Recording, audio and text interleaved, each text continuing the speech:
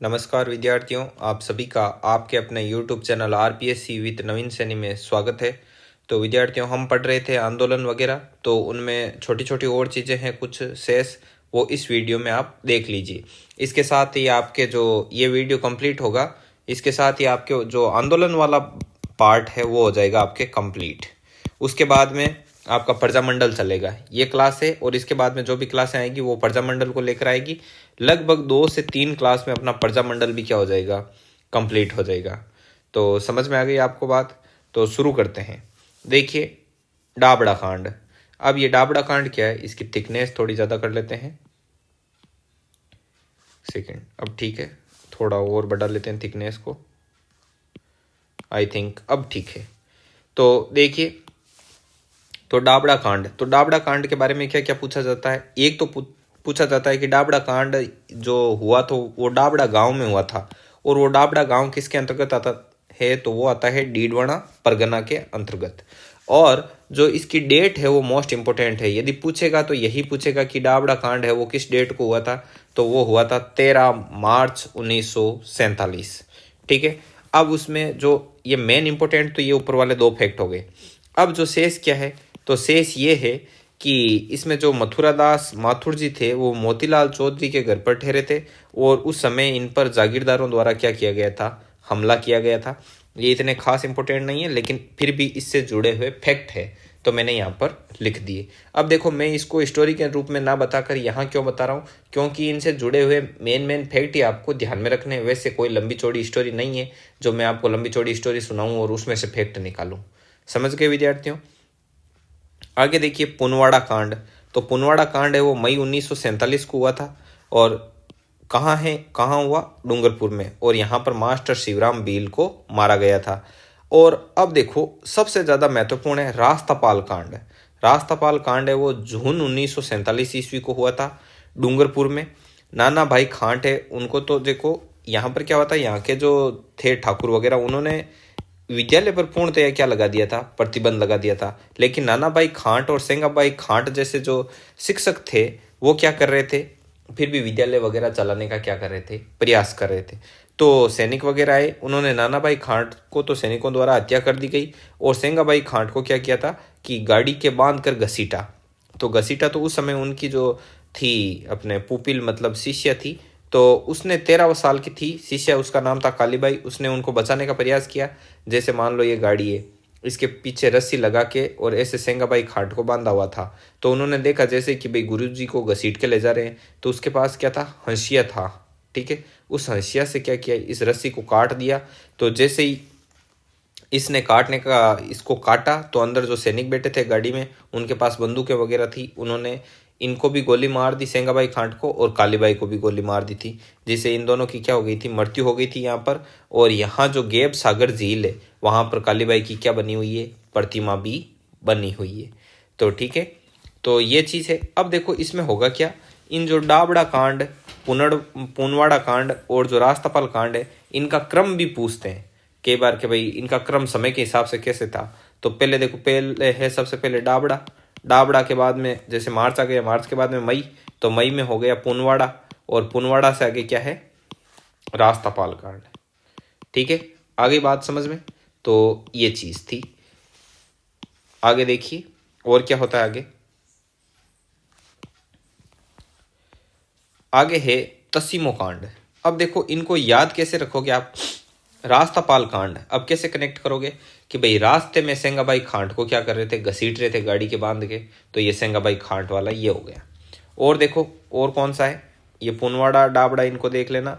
और देखो जैसे ये था तसीमो कांड, तसीमो कांड हुआ था धौलपुर में, तो ये भी याद रखना, जैसे कि भाई तुमको धो दूंगा, तुमको धो दूंगा। तो देखो तुम से ते से ले लो तसीमो, और धो से धौलपुर। तो तसीमो कांड हुआ था अप्रैल 1947 ईस्वी को, और इसमें गांव छत्तर सिंह व पंचम सिंह ने तिरंगे की खातिर अपने क्या दे दिए थे, प्राण दे दिए थे। ठीक है विद्यार्थियों, तो ये तसीमो कांड है जो हुआ था धौलपुर में। मेन तो इनकी जो लोकेशन ध्यान में रखना, तसीमो धौलपुर, रास्तापाल और जो पुनवाड़ा है वो है आपके डूंगरपुर, और जो डाबड़ा गांव है वो डीडवाना परगना के अंतर्गत आता है, और डीडवाना नागौर में है वर्तमान। ठीक है, तो चलिए इससे आगे। इससे आगे है आपका एक ही आंदोलन।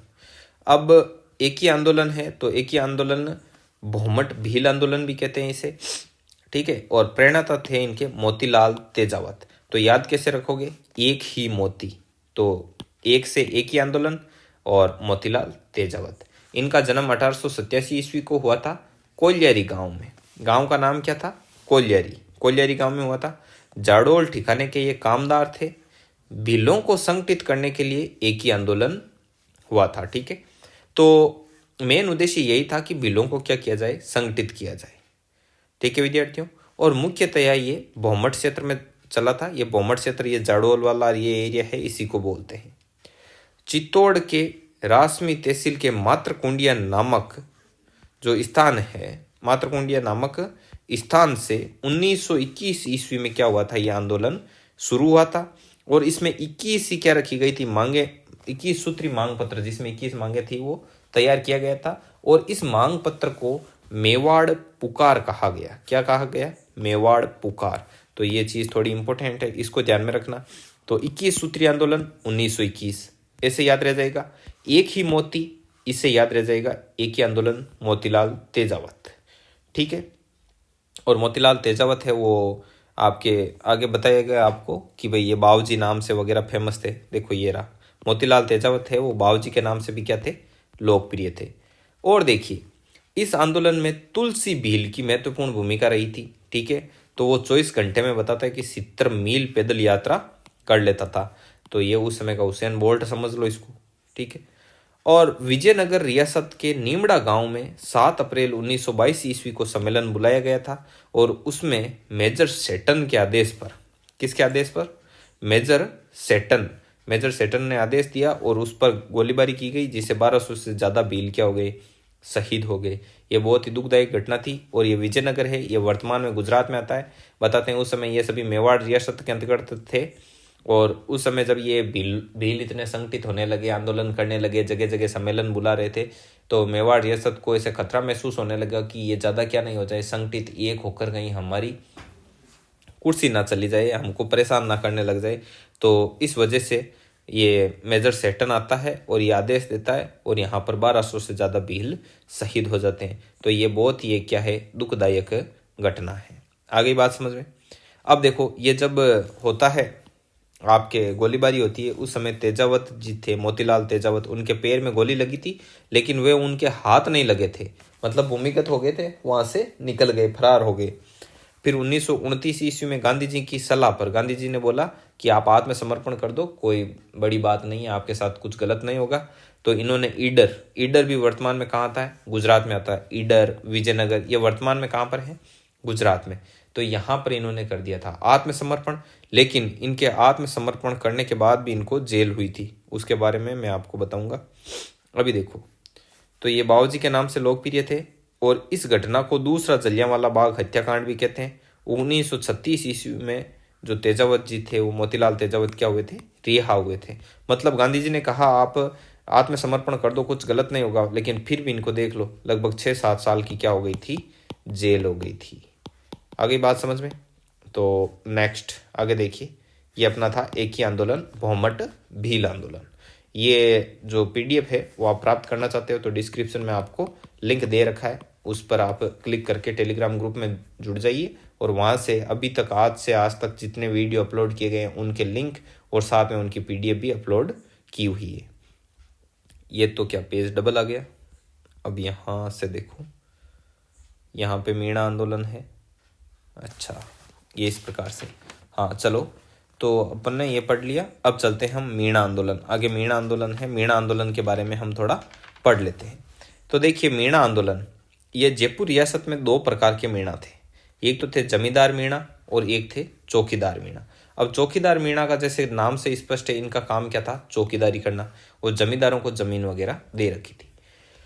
तो 1924 ईस्वी में ब्रिटिश सरकार ने क्रिमिनल ट्राइब एक्ट पारित किया गया था। और जयपुर राज्य ने जरायम पेशा कानून 1930 ईस्वी में इन्हें जरायम पेशा मानकर सभी स्त्री पुरुषों को रोजाना थाने पर आने के लिए क्या कर दिया गया, पाबंद किया गया। तो देखो हुआ क्या था, ऐसा था कि जो ये चौकीदार मीणा थे ना, अब ये रखवाली करते थे। अब मान लो कोई चोरी हो जाए, अब कोई चीज़ चोरी हो गई तो उठाकर तो वस्तु को कोई और ले गया, लेकिन फिर भी वसूल किससे करते थे? इनसे, कि भाई आपका काम था ध्यान रखना, ढंग से ध्यान नहीं रखा, अब लाओ ये वस्तु। तो ये बार बार कहाँ से लाए? बाद में बताते हैं कि इन्होंने तंग आकर और मतलब कि ये पैसा छोड़ने के लिए भी बोल दिया कि भाई हमें चौकीदारी करनी नहीं है, तुम जानो तुम्हारा काम जाने। अब रोज रोज इन पर शक करते हैं कि हम एक तो चौकीदारी कर रहे हैं और ऊपर से बोलते हैं कि आप सभी स्त्री पुरुष रोजाना आओ और थाने में आकर हाजिरी लगाओ। तो ये भी कोई बात हुई? तो इनको लेकर इनमें विवाद हो जाता है और ये फिर आंदोलन चलता है। तो ये आंदोलन कैसे कैसे चलता है तो देखिए, एक तो देखो चौकीदारी कर रहे हैं, रखवाली कर रहे हैं, अब ऊपर से चोरी हो गई तो उसकी वसूली भी इन्हीं से करेंगे, तो ये गलत बात हो गई। और फिर इनको और बोलते हैं कि आप सही हो या नहीं हो, आप इधर उधर फरार तो नहीं हो, आप गलत कार्य में लिप्त तो नहीं हो, तो रोज थाने में आकर क्या दो? हाजिरी दो। अब देखो, मीणाओं द्वारा इसका विरोध किया गया था। 1933 ईस्वी में मीणा क्षेत्रीय महासभा की क्या हुई थी? स्थापना हुई थी। और जैन, ये चीज इंपॉर्टेंट है, ये ध्यान में रखना, जैन संत मगन सागर की अध्यक्षता में अप्रैल 1944 ईस्वी को मीणाओं का वृहद अधिवेशन नीम का थाना में क्या हुआ था? नीम का थाना में वृहद अधिवेशन हुआ था। किनका? मीणाओं का। कब हुआ था? अप्रैल 1944 ईस्वी को। पंडित वशीधर की अध्यक्षता में राज्य मीणा सुधार समिति का क्या किया गया? गठन किया गया था। पिछड़ों के मसीहा ठक्कर बप्पा थे, वो इस आंदोलन से भी जुड़े थे। ये भी वो जोरदार आदमी थे और पिछड़ों के मसीहा नाम से फेमस थे। कौन? ठक्कर बप्पा। तो इनका नाम भी आप ध्यान में रखना। 1946 28 अक्टूबर को चौकीदार मीणाओं ने स्वेच्छा से चौकीदारी पद से इस्तीफा दे दिया कि भाई आप अपनी चौकीदारी आप ही संभालो, हमसे ये रोज रोज नहीं होगा ये थाने में आने वाला, और ऊपर से जो चोरी हो जाए वो हमसे ही वसूल करना आदि। और इस 28 अक्टूबर को जब इन्होंने स्वेच्छा से ये दिया था अपने पद से इस्तीफा, उसी दिन को मुक्ति दिवस भी मनाया था। 28 अक्टूबर को मुक्ति दिवस के रूप में मनाया कि भाई हमारी इस कार्य से क्या हो गई? मुक्ति हो गई। 1946 ईस्वी। और 1952 ईस्वी में ये कानून क्या कर दिया गया? रद्द कर दिए गए। जब 1947 में अपना देश आज़ाद हो गया, उसके बाद में जब ये एकीकरण वाला कार्य चल रहा था, उस समय इस कानून को क्या कर दिया गया? रद्द कर दिया गया। ठीक है, और आगे चलिए अब नेक्स्ट देखते हैं। अब देखिए आगे जनजातीय आंदोलन। तो जनजातीय आंदोलन के बारे में हमको क्या क्या पढ़ना है? तो इस जनजातीय आंदोलन को भील आंदोलन भी कहा जाता है। क्या कहा जाता है? भील आंदोलन भी कहा जाता है, और भगत और संप आंदोलन भी कहते हैं। और इस जनजातीय आंदोलन में जो भगत संप आंदोलन था, जिसको हम भील आंदोलन कहते हैं, ठीक है, सॉरी, इसको बोलते हैं भील आंदोलन, भगत और संप आंदोलन को बोलते हैं भील आंदोलन। तो इसके प्रणेता थे गोविंद गिरी। गोविंद गिरी का जन्म है वो 1858 ईस्वी में डूंगरपुर के बांसिया ग्राम में हुआ था, और ये बंजारे थे जाति से। तो देखिए, इसकी पीडीएफ की थोड़ी क्वालिटी कम है, इसलिए आपको ऐसा लग रहा है। ये नहीं कि वीडियो की क्वालिटी कम है, वीडियो की फुल क्वालिटी में यहाँ से अपलोड किया जाता है, और हो सकता है आप भी अच्छी क्वालिटी में देख रहे हो। ये पीडीएफ थोड़ी अच्छी नहीं बन रही है, पता नहीं किस एप्लीकेशन से बनेगी, मेरे अभी तक ठीक नहीं बन रही है, 2-3 एप्लीकेशन से बना ली। अब देखो, ये जो थे अपने गोविंद गिरी, ये महर्षि दयानंद सरस्वती थे, उनसे प्रभावित थे। और सुरजी भगत और गोविंद गिरी, इन्होंने संप सभा की क्या की थी? स्थापना। संप सभा की स्थापना वैसे तो गोविंद गिरी ने की थी, लेकिन ये भी इनके साथ क्या थे? सक्रिय रूप से जुड़े हुए थे। अब संप सभा की स्थापना है वो 1883 ईस्वी में हुई थी, और भीलों में व्याप्त सामाजिक कुरीतियों को दूर करने के लिए की गई थी, और इसमें 10 नियम भी थे। ठीक है विद्यार्थियों, और देखिए इसके बारे में। अब देखो क्वेश्चन कैसे बनेगा, वेरी इंपॉर्टेंट क्वेश्चन। संप सभा की स्थापना किसने की? गोविंद गिरी ने की। कब की? 1883 ईस्वी में की। तो ये चीज क्या है? बहुत ही ज्यादा इंपॉर्टेंट है। अब संप का अर्थ क्या होता है? संप का अर्थ होता है आपसी भाईचारा। क्या होता है? आपसी भाईचारा। अब देखो, प्रथम अधिवेशन कब हुआ था? 1903 ईस्वी में हुआ था, मानगढ़ की पहाड़ी पर हुआ था, और अश्विन पूर्णिमा को हुआ था। 17 नवंबर 1913 ईस्वी को मानगढ़ की पहाड़ी, ये कहाँ पर है? बांसवाड़ा में। यहाँ पर शांत सभा का आयोजन हुआ था, या सभी जैसे इकट्ठा वगैरह हुए थे।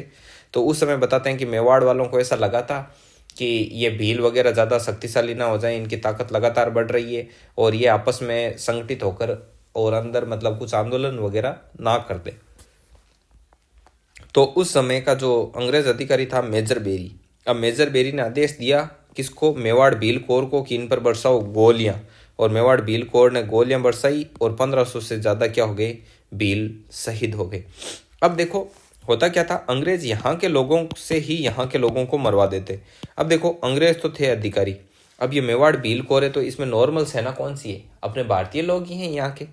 और इस मेवाड़ भील कोर की स्थापना हुई थी 1841 ईस्वी में, और ये मुख्यालय था इसका खेरवाड़ा। तो खेरवाड़ा में तैनात एक टुकड़ी थी जिसको भाई ये अंग्रेज अधिकारी है वो अपना जो हैंडल करने के लिए सारा कि भाई कहाँ पर कहाँ विद्रोह हो रहा है, दबाना है, इसके लिए ऐसे चौकियाँ टुकड़ियाँ वगैरह बनाई हुई थी।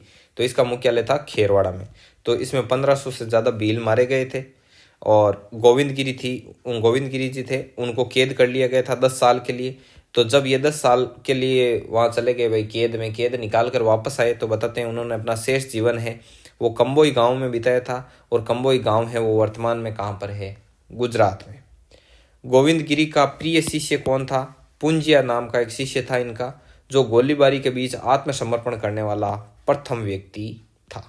ठीक है विद्यार्थियों, देखो ये एक ही आंदोलन हमने पढ़ ही लिया, और ये मीणा आंदोलन भी हमने पढ़ लिया। तो ये चीज़ है। अब देखिए विद्यार्थियों, यदि आप जो ये पीडीएफ लिखी हुई है, देखो पीडीएफ कहीं कहीं से खराब आती है, पूरी खराब नहीं आती। जैसे देखो ये डाबड़ा कांड, ये पूरा ठीक है। आगे देखो ये वाला, ये पूरा देखो एकदम पेज क्लियर आया।